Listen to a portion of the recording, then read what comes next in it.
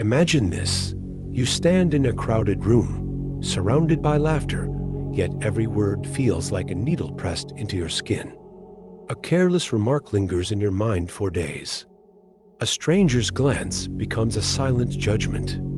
You tell yourself you're unaffected, but your pulse races, your thoughts spiral. What if the secret to true strength isn't in controlling the world around you, but in mastering your reaction to it? What if the things that wound you only hold power because you've handed it to them?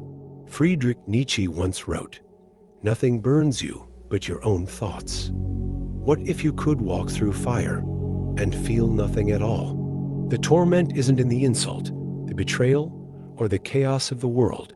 It's in the silent agreement you make with them. Every flinch, every replay of the moment in your mind is a surrender. Nietzsche called this the tyranny of the weak, the way we grant external forces dominion over our inner world. Carl Jung saw it as an unclaimed shadow, the parts of ourselves we refuse to acknowledge, so they surface as reactions to others. Schopenhauer warned that most suffering is self-inflicted, a byproduct of our relentless need to control what was never ours to command. Why do we cling to wounds? Because, in a twisted way, they confirm our existence. Pain becomes proof that we matter. But what if that very belief is the cage? This silent surrender reshapes you. Like water carving stone, each reaction etches deeper grooves into your psyche. You become a mirror, reflecting every slight, absorbing every judgment, until your identity is just a collection of wounds. Modern society thrives on this weakness. Algorithms feed on outrage, media profits from fear, and entire industries exist to numb the discomfort you've been taught to avoid. Viktor Frankl saw it in the camps. Those who lost the ability to choose their response were the first to break. But the greatest cost, you forget who you were before the world told you how to feel. The anger, the anxiety, they're not yours. They're borrowed. And the interest is crushing. Nietzsche's answer was radical. Become what you are, not by resisting pain, but by rendering it powerless. The Stoics trained themselves to meet chaos with indifference, not as suppression, but as supreme focus on what they could control, their own mind.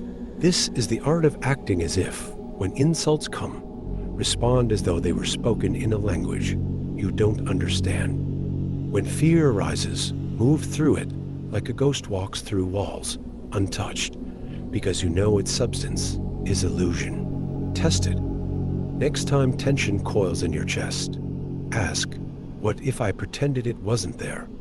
The moment you act, the spell breaks. Here is the secret. Nothing has meaning until you give it meaning. The world is a silent film, and you've been screaming at the subtitles. Nietzsche's greatest insight wasn't about strength, but sovereignty, the realization that you are the architect of your own suffering. When you stop reacting, the world loses its weapons. What remains is pure potential, the unshakable calm of a man who knows all power begins and ends within. Now, walk out into the chaos, and this time, let it pass through you like wind through a mountain. The deepest liberation comes when you grasp this. Indifference is not detachment, it is supreme focus. What you ignore, you master. What you no longer react to, no longer defines you. Nietzsche's Emmer Fati, love of fate, was not passive acceptance, but a warrior's embrace of life's chaos without flinching. The final revelation. You are never fragile, the world merely convinced you that you were. Every slight, every panic, every moment of doubt was a test, and the answer was always the same. Nothing has power over you unless you first believe it does. Now, the choice is yours. Will you keep handing your soul to strangers, or will you finally stand unshaken, untouchable free?